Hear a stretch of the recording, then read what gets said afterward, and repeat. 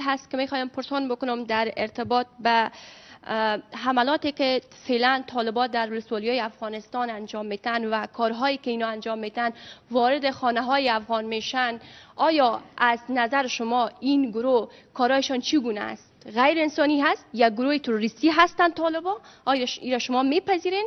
و دیگه ای که در این اواخر آیا اجساد پاکستانی را شما کشور پاکستان دریافت کردن از افغانستان تسلیم شده باشند؟ نظرتان در این ارتباط چی هست؟ و با چنین شرایط نتیجه روند صلح در افغانستان شما چگونه میبینین من حیث یک کشور خیلی نزدیک بر افغانستان؟ تشکر. First, what the Taliban are doing or not doing has nothing to do with us. You know, you have to speak to Taliban about what they're doing. We are not responsible. Neither are we some spokespersons for Taliban. But you have two choices. 20 years, a military solution has been attempted to bring peace to Afghanistan, and that's failed.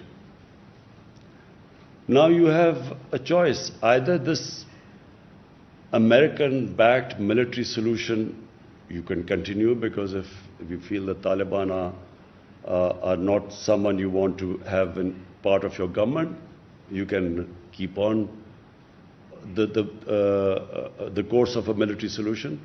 But everyone knows it's not possible anymore. The second solution is to have a government, a political compromise between the Taliban and the government, to have a compromise, an inclusive government. That is the only solution. Now, what the Taliban are doing or not doing has nothing to do with us. All we want is that there should be peace in Afghanistan. Pakistan's interest is peace there.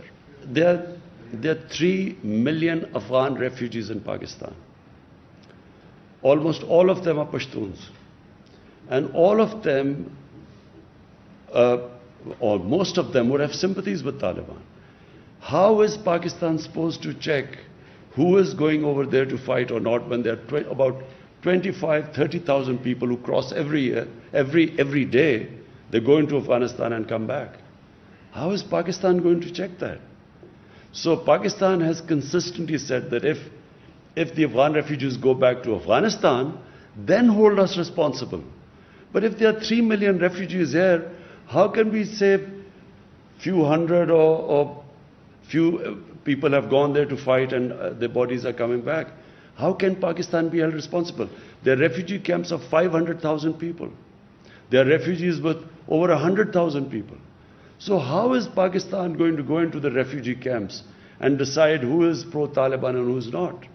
So it's not possible unless, and let me just say the other thing, that until recently there was no border between Pakistan and Afghanistan. The Durand line was just imaginary. There was no physical border. So to stop, to control the outflow and inflow into Pakistan, we have built this fence at a huge cost to Pakistan. We have completed 90% of the fence now. So for the first time you have a border fence. Before that there was no border anywhere. Durand line was no border.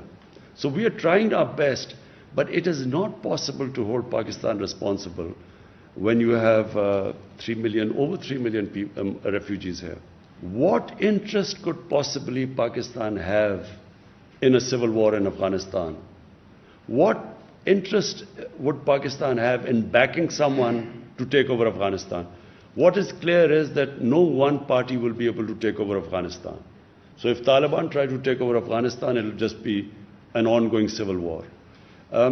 In the past, Pakistan did have an interest. In the 90s, Pakistan had an interest. And why did Pakistan have interest? Because Pakistan had this policy of strategic depth. What was strategic depth? Pakistan was always wary of Indian influence in Afghanistan, and Pakistan did not want to have a situation where it was fighting on two fronts. So Eastern Front, India, and then Afghanistan also became pro-India. So in those days, Pakistan did try to have favorites. They backed favorites. Now, and especially my government, we believe that Afghanistan can never be controlled from outside. Afghanistan has a history. Throughout history, Afghans are the most independent people. So you can't control Afghanistan from outside. So our government's policy is, whoever the people of Afghanistan choose, Pakistan will have best relationship with them. So we have no favorites now. We do not have that old policy of the 90s of strategic depth anymore.